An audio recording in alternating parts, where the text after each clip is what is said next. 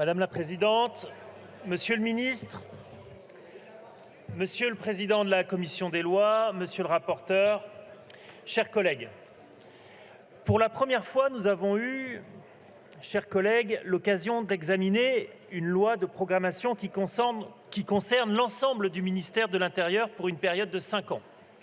Pour la première fois, nous dotons le ministère de l'Intérieur et ses agents d'une vision globale pour leur permettre de continuer et d'amplifier leur action au quotidien au service de nos concitoyens.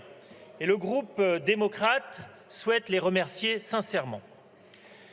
Ce texte est la traduction du soutien de la puissance publique à nos forces de sécurité intérieure, un soutien que notre majorité présidentielle n'a cessé de démontrer depuis 2017 à travers plusieurs lois d'importance. C'est pour doter nos forces de sécurité de moyens modernes grâce au développement des outils numériques, pour renforcer les services en donnant également la possibilité de déléguer certaines tâches chronophages qui empêchent d'être encore plus présents sur le terrain. C'est là que nos citoyens attendent les forces de l'ordre sur le terrain pour plus de proximité et plus de sécurité. Par ce texte, nous veillons à ce que les équilibres qui fondent l'indépendance de la police judiciaire soient maintenus dans le cadre de la réforme annoncée, grâce à l'adoption de plusieurs amendements de notre collègue Laurence Vichnievsky, qui précise les critères de la mise en œuvre. La commission mixte paritaire, et c'est heureux, aura par ailleurs permis de trouver un compromis quant au respect des missions de la police judiciaire dans le cadre de cette réforme. Nous renforçons la capacité de nos services de sécurité à faire face aux cyberattaques et à leurs conséquences pour les entreprises. L'actualité et les différentes cyberattaques qui visent actuellement les hôpitaux nous rappellent l'importance de nous armer contre ce type de menaces. Notre groupe se félicite que les députés et sénateurs aient choisi de conforter les apports de notre Assemblée en matière de lutte contre la cybercriminalité, notamment par le biais de l'adoption de plusieurs amendements de notre groupe portés par Philippe Latombe.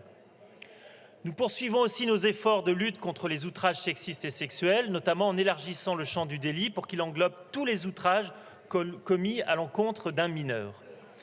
D'autres amendements de notre groupe sont venus compléter ou préciser le rapport annexé, et c'est avec l'esprit le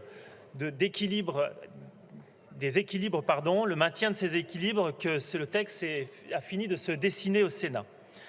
Vous l'aurez compris, chers collègues, notre groupe se réjouit que la commission mixte paritaire soit parvenue à un accord et nous permette ainsi de nous retrouver aujourd'hui pour aborder ce texte après de longues heures de travail et de débat. Alors j'en profite pour remercier Monsieur le rapporteur pour votre travail. Je souligne votre recherche de consensus et votre recherche de compromis sur ce texte. Je souhaite également sincèrement remercier Monsieur le ministre par l'attention que vous avez portée à nos propositions tout au long de nos débats et ce qui nous a permis d'avancer ensemble pour parvenir à enrichir ce texte. Et je salue l'annonce que vous venez de faire de ce comité de suivi parlementaire. Je crois que c'est une très bonne chose. Alors ce texte est l'illustration de notre capacité à travailler les uns avec les autres, en bonne intelligence, avec comme seule boussole l'intérêt général. Évidemment, le groupe démocrate restera attentif à ce que les différentes mesures de ce texte soient traduites, mais vos annonces sur ce comité de pilotage nous rassurent.